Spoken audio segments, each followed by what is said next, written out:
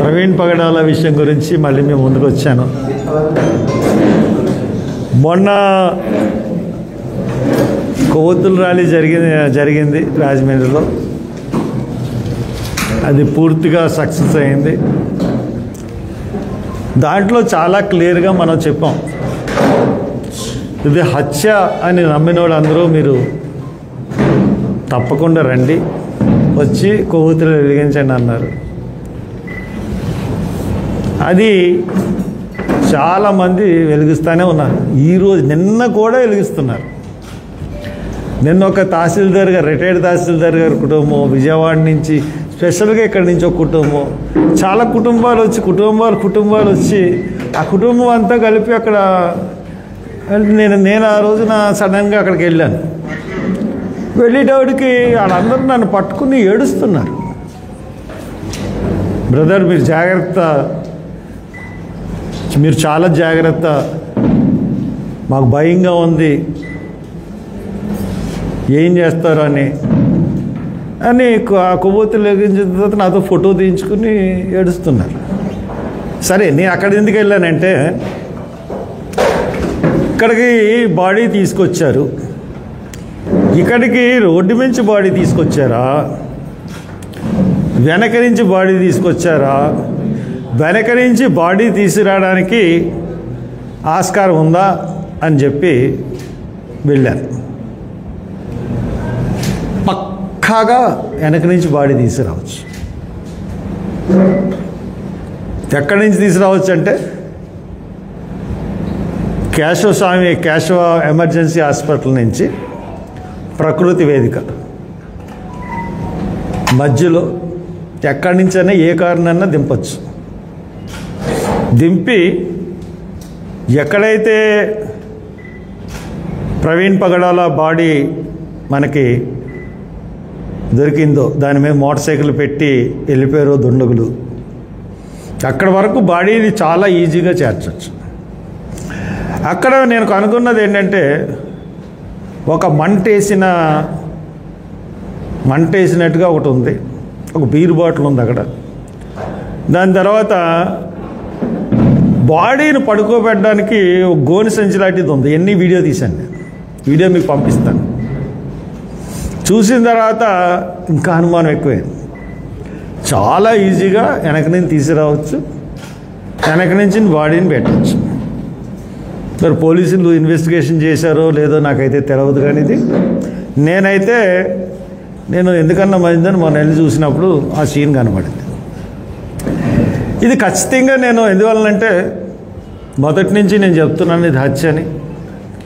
దానికి తార్కాణంగానే ఇక్కడ జరిగిన వెంటనే అక్కడ బ్యాంక్ అకౌంట్ సీజ్ చేయడం, దాని తర్వాత ఆయన ల్యాప్టాప్ని పెట్టుకెళ్ళిపోవడం, ఐప్యాడ్ని తీసుకెళ్ళిపోవడం, ఇవన్నిటి దృష్ట్యా హత్య అంటే అవన్నీ తీసుకెళ్లాల్సిన అవసరం లేదు కదా. తర్వాత ఇప్పటికీ కూడా post mortem report government release చేయకపోవడం, పోస్ట్ మార్టం రిపోర్ట్ ఇప్పటికీ రిలీజ్ చేయలేదు. తహసీల్దార్ గారికి ఇస్తే తహసీల్దార్ గారి నుంచి నేను సంపాదించి మీ అందరికీ అందజేశాను. దాని మీద ఎవరిచ్చారు హర్ష్ కుమార్కి అని చెప్పి వాళ్ళు మళ్ళా గొల్లాలు పడ్డాం. నేను హైకోర్టులో కూడా దీని మీద పిల్లేశాను. ఏమని వేశారంటే, హైకోర్టులో ప్రవీణ్ పగడాల రీపోస్ట్ మార్టం చేయాలి బాడీని. రీపోస్ట్ మార్టం ఎవరితో చేయించాలంటే, all India institute of medical sciences కానీ దాంట్లో ఉన్న ఫారెన్సిక్స్ ఎక్స్పర్ట్స్తో, ఇండియాలో ఉన్న ఫారెన్సిక్స్ ఎక్స్పర్ట్స్తో పోస్ట్ మార్టం చేయించాలి. సెకండ్ ఉస్మానియా కానీ, గాంధీ కానీ, నిమ్స్ కానీ, నిమ్స్ కానీ. ఇప్పుడు ఈ కాకుండా ఫస్ట్ ప్రిఫరెన్స్ అది, తర్వాత లేదంటే ఇది. తర్వాత ఇన్వెస్టిగేషన్ సిట్టింగ్ జడ్జితో మొత్తం ఫస్ట్ నుంచి మళ్ళీ రీఇన్వెస్టిగేషన్ చేయాలి. నాకైతే పోలీస్ ఇన్వెస్టిగేషన్ మీద నమ్మకం లేదు, సిబిఐ మీద కూడా నమ్మకం లేదు. సిబిఐ మీద ఎందుకు నమ్మకం లేదని నేను చాలాసార్లు చెప్పాను మీకు. ఎందుకంటే కొకైన్ కేసు కాడి నుంచి వివేకానంద రెడ్డి కేసు వరకు ఆంధ్రప్రదేశ్లో జరిగిన కేసుల్లో సిబిఐ ఇప్పుడు దాకా ఏమీ తేల్చకుండా కొన్ని చేతులు ఎత్తేసిన సందర్భాల్లో నాకు సిబిఐ మీద కూడా నమ్మకం లేదు. ఇప్పుడు అందు గురించి నేను దీనికి పూర్తిగా సపోర్ట్ చేయమని స్టేట్ గవర్నమెంట్ని కోరుతా ఉన్నాను. అంటే సపోర్ట్ చేయమంటే నేను ఏదైతే అడుగుతున్నానో మీకు ఎటువంటి సంబంధం లేకపోతే స్టేట్ గవర్నమెంట్కి కానీ సెంట్రల్ గవర్నమెంట్కి కానీ ఈ హత్యతో మీకు ఏమీ సంబంధం లేకపోతే నేను వేసిన కేసుకి మీరు అబ్జెక్షన్ చెప్పకుండా క్లియరెన్స్ కూడా ఇచ్చేయండి మీతో ప్రభుత్వం తరపు నుంచి. అండ్ సెకండ్ వన్ ఏంటంటే 24వ తారీఖున ప్రవీణ్ పగడాలు చనిపోయారు. 20వ తారీఖు ఏప్రిల్ క్యాండిల్స్ ర్యాలీ చేసాం.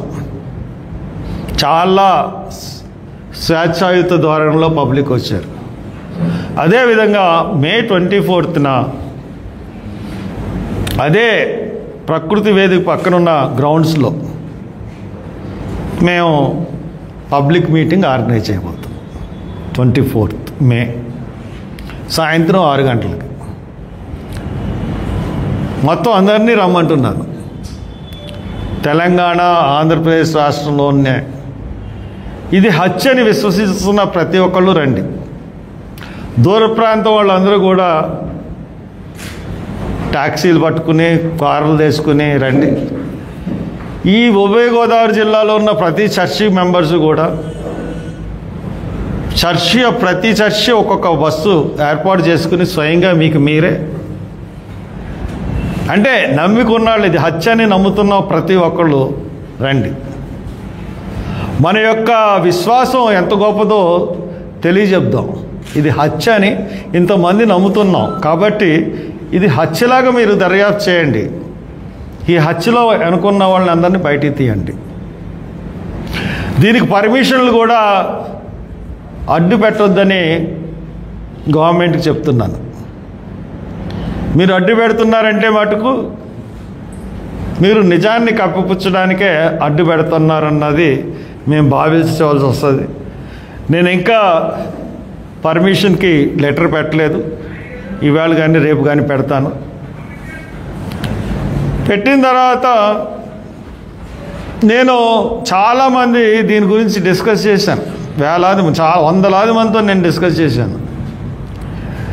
మేము భాగస్వాములు అవుతాం. ఎందుకంటే మీ అందరికీ తెలుసు, రాజమండ్రిలో ఉన్న విలేకరులందరికీ నేను ఎప్పుడు ప్రోగ్రాం పెట్టినా కానీ నేను ఎవరి దగ్గర కూడా చందా అన్నది తీసుకోను, ఎవరి దగ్గర డబ్బులన్నీ తీసుకోండి. ఎవరన్నా బలవంతంగా వచ్చిస్తే తప్పని పరిస్థితుల్లో తీసుకుంటానేమో కానీ అది చాలా లిటిల్ అమౌంట్. నేను ఖర్చు పెట్టిన దాంట్లో 100వ వంతు ఉండదు.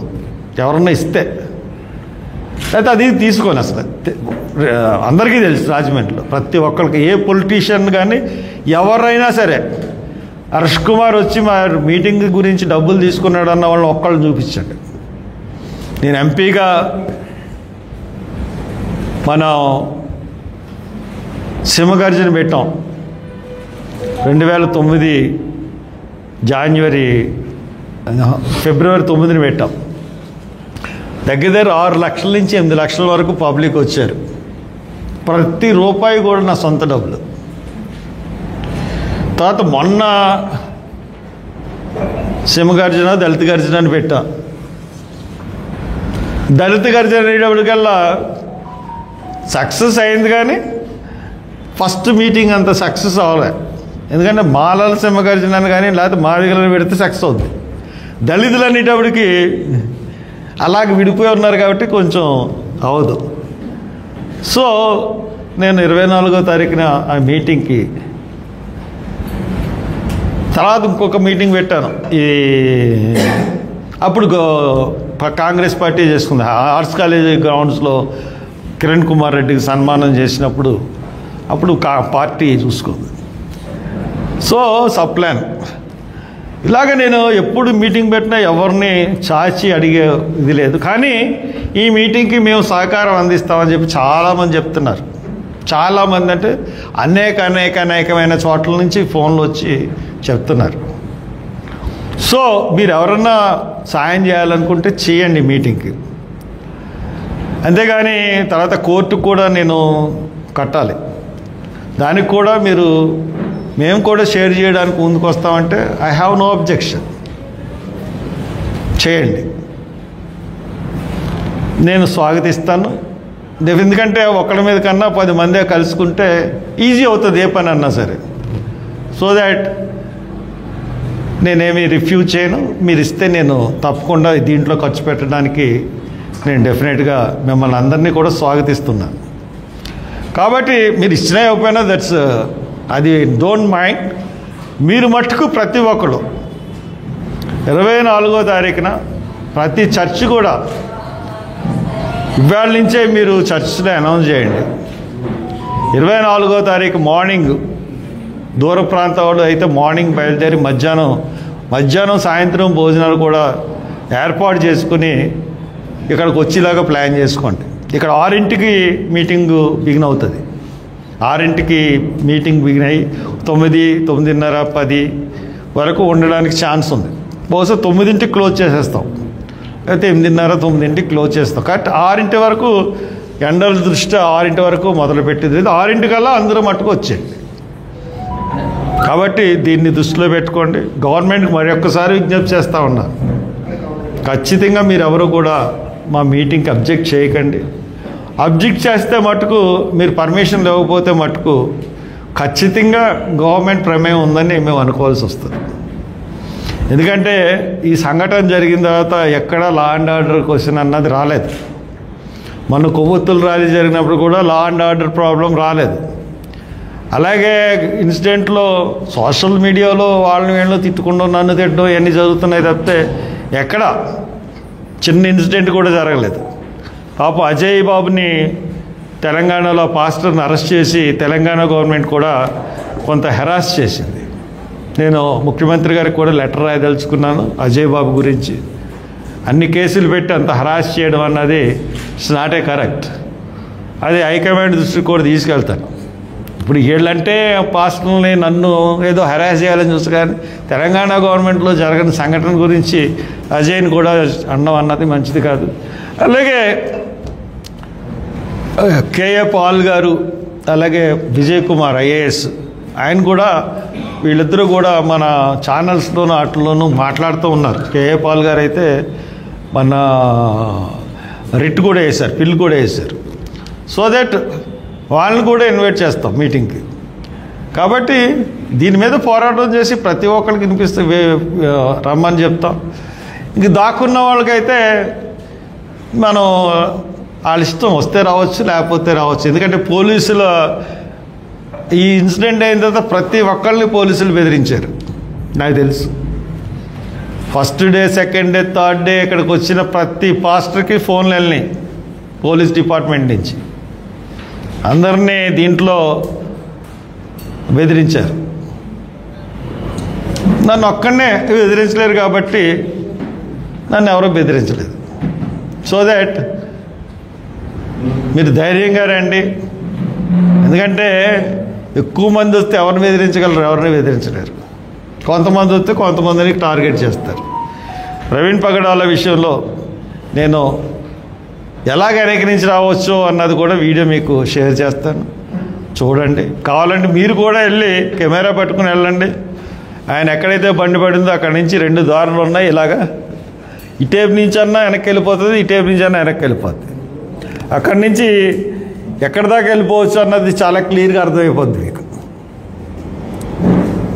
అంటే బాడీని తీసుకురావడానికి తుప్పలు ఉన్నాయి కదా అని అనుకోవచ్చు మనం, కానీ అది కూడా నేను చేశాను. సో దట్ ఈ మీటింగ్కి ప్రతి ఒక్కరు సహకరించండి, ప్రతి ఒక్కరు రండి. హత్య అనుకున్న ప్రతి ఒక్కరు, ప్రతి కుటుంబం, ప్రతి ఆడ మగ అందరూ రమ్మని కోరుతూ సెలవు తీసుకుంటాం.